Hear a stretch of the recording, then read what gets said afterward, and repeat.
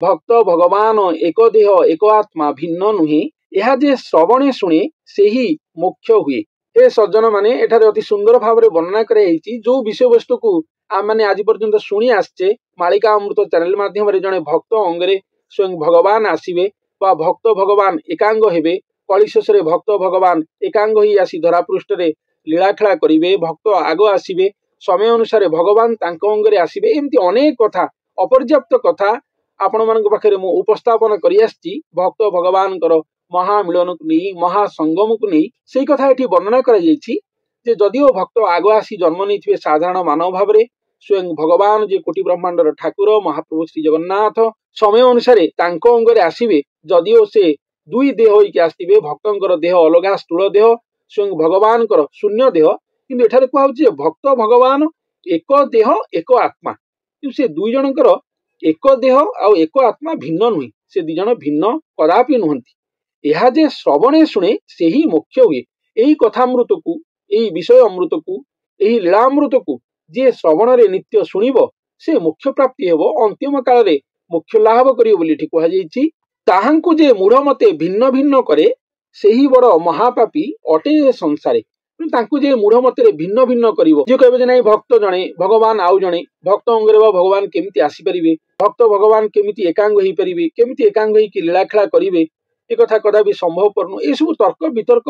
मार्ग को जे जीव ए कथा को सुनिकी ठाकुर कहउछन जे संसार रे से सबुठु बड़ महापापी जन अटे ए कथा एठारे वर्णना करा जाइछि। भक्त भगवान जदिओ दुई जण बोली भविष्य मालिका शास्त्र रे वर्णना कराई विभिन्न स्थान रे आम ओडिशार पंचका माने से कथा को कहिसंती जे नाही भक्त जणे भगवान जणे भक्तों को पुणी उत्तरण स्तर रे वर्णना कराई से आसिकी साधु हेबे संत हेबे महात्मा हेबे पुणी साधक हेबे साधुगुरु से गुरु हेबे सिद्ध गुरु हेबे सदगुरु हेबे ए सब कथा तांकर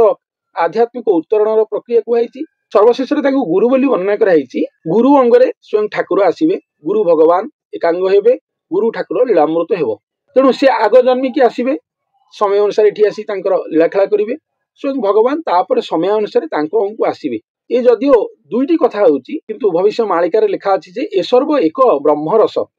ये हूँ गोटे ब्रह्मरस आकु जी भिन्न भिन्न करिवो आकु विभाग करिकी बुझिवो जे या एक ब्रह्मरस नुह या दीटा कथा बोली जी बुझिवो तेबे ताकु मूर्ख बोली कहाजिवो बोली वर्णना कराई सी भक्त नुह सी संपूर्ण एक मूर्ख जन बोली कहाई कारण संपूर्ण एक मूर्ख जन बोली कहाई कारण भक्त से भक्त नुहंती से कौनसी गुरु नुहंती से कौनसी साधु संत साधक महात्मा नुहंती से निजे प्रभुंकर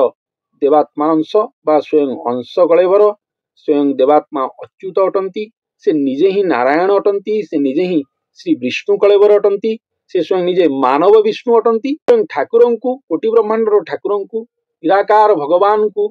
16 कलाधारी ठाकुर को निज स्वंगरे प्रथम थर पाइबा से भक्त वेश धारण करिथिबे समाज अति साधारण मनुष्य रूप में विचरण करुथिबे साधु पंथा अवलंबन करुथिबे भिक्षा करुथिबे गुरुग्राही हेतिबे ए सब कथा तांका विषय एथिबे वर्णना करा जायछि। ता माने से सेया नुहंती ए सब से स्वयं महाप्रभु को पाइबा ए सब तांकर प्रेम साधना मार्ग ही अटे केवल प्रेममय सोपान ही अटे या बुझा जीव। तेणु ठाकुर शेष कहउछंती स्वयं महाप्रभु सभा शेष उक्ति बाढ़ुचंदी से गुरु उपलक्षे जे से गुरु ओ मु एकात्म एक देह एक आत्मा अटु यही आमको भिन्न भिन्न रूप से कदापि बुझिब नहीं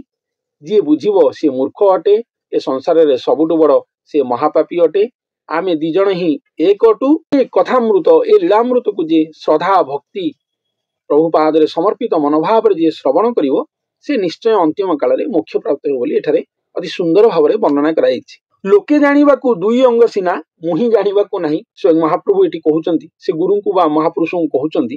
जे लोके जानिबाकू दुई अंग लोके जानिबाकू जने गुरु ठाकुर को पाइबे जदि जने पॉजिटिवली भी बुझिबो ए कथा जने गुरु आसीबे तांको अंगरे ठाकुर आसीबे ए आमे जानिचे भविष्यवाणी मु भी आपण मानक पाखरे एया ही उपस्थापन करि आछि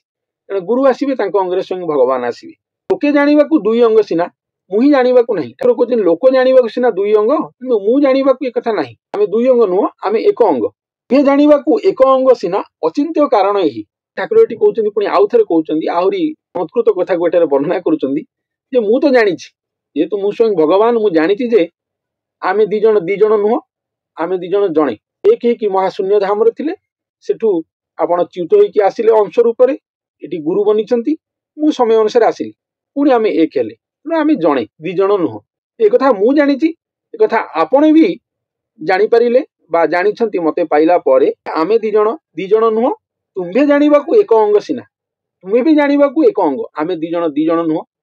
गुरु भगवान दी जण नुह एक अंग अचिंत्य कारण ही एटा ही अचिंत्य कारण अटे किछि चिंता नहीं एठी जोठी दी जण एक अंग ही गले एक अवतार ही गले से भक्त भगवान बोली किछि आउ रहिला नहीं क्षीर नीर बोली किछि आउ रहिला नहीं एक ही गले जोठी कथा आसिला एठी अचिंत्य हेले कल्की लीला अचिंत्य कोठी पलटिला ए कथा एठी वर्णना कराइछि जोठी भक्त भगवान एकांग ही जिवे एक ही जिवे भगवान सेठी निजे कहबो जे भक्त बोली आउ किछि नाही सब भगवानमय होई जाइछि भक्त भी निजे देखिबो मु आउ किछि नाही भगवान भी निजे भक्तमय होइछन मु हेइ जाइछन स्वयं भगवान निजे सेठी ए लीला खेला सरीबो कल्की लीला खेलार जो महाप्रस्तुति चलीथिबो सेठी समाप्ति घटिबो दुहे मनुष्य अवतार ही महाकल्की अवतार ही धरा पृष्ठ रे अवतरण करिवे मनुष्य समाज सम्मुख रे उपस्थित हेबे ओ मनुष्य समुदाय जगत को निजर दर्शन देवे समग्र विश्ववासी कल्की भगवान को मनुष्य स्वरूप रे दर्शन करी मुक्ति लाभ करिवे दुर्भाग्यर कथा हेउची जो माने दुष्ट दुर्जन माने से माने दर्शन करंतु कोटि दर्शन कले मध्य से माने मृत्यु लाभ करिवे से माने म्लेच्छ संहार बा दुष्ट संहार रे जिवे किंतु भक्त साधु संत सुजन सुजना माने भक्त भक्ता माने माने प्रभुग्राही जो माने प्रभुपाद रे समर्पित मनीष माने भलो मनीष से माने सुनिश्चित रूपे प्रभुंकर कृपा आशीर्वाद पाई भवसागर तरी जिवे बा उद्धार हेबे मुक्ति मोक्ष लाभ करिवे एई कथा ही एठारे वर्णना करा जायछि आउरी मध्ये कुआ जायछि जे ए लीलामृत को जे श्रद्धा भक्तिर सहित केवल श्रवण करिवो सेतिकरे से अंतिम काल रे मोक्ष लाभ करिवो तेणु हे सज्जन माने आम माने मालिकामृत चैनल आरंभ होला दिन ठारू ही श्री जगन्नाथ श्री महाप्रभुंकर मनुष्य लीलामृत विषय ही शुणुचे से किभଳି एक भक्त अंगरे आसीबे गुरु ठाकुर लीलामृत किभଳି हेबो से किभଳି एकांग हेबे आज सभाशेष शुणिले जे से दुई जण नुहंती से एक अंग एक देह कथा स्वयं भगवान भी कहउचंती आउ शेषकु से महापुरुष बा गुरु भी जानिबे जे आमे दी जण नुह एक ही अटु यह ही अचिंत्य कारण अटे एठी ही सब तुटिबो लीलाखेला एठी सरीबो मनुष्य अवतार लीलाखेला मानव समाज सम्मुख को आसीबे धर्म प्रतिष्ठा करिवे धर्म संस्थापना हेबो पुनः श्री सत्य युग आसीबो कलि युगर संपूर्ण अंतिम घटिबो मनुष्य माने हठात परिवर्तन ही जिवे समस्ते अधर्म पाप पथ को छाड़ी पुनः धर्ममय पथ को आसीबे समस्ते भक्ति मार्ग को अनुसरण करिवे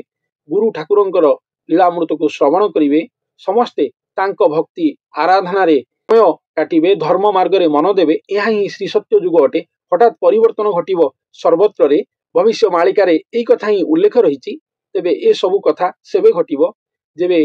भक्त अंगरे भगवान मनलोभा दर्शन देवे ए जगत को समग्र विश्ववासी को धरा सरा ससागरा ए त्रिभुवन ए ब्रह्मांड ए कोठी ब्रह्मांड टू आरंभ करी आमे साधारण चार मानव पर्यंत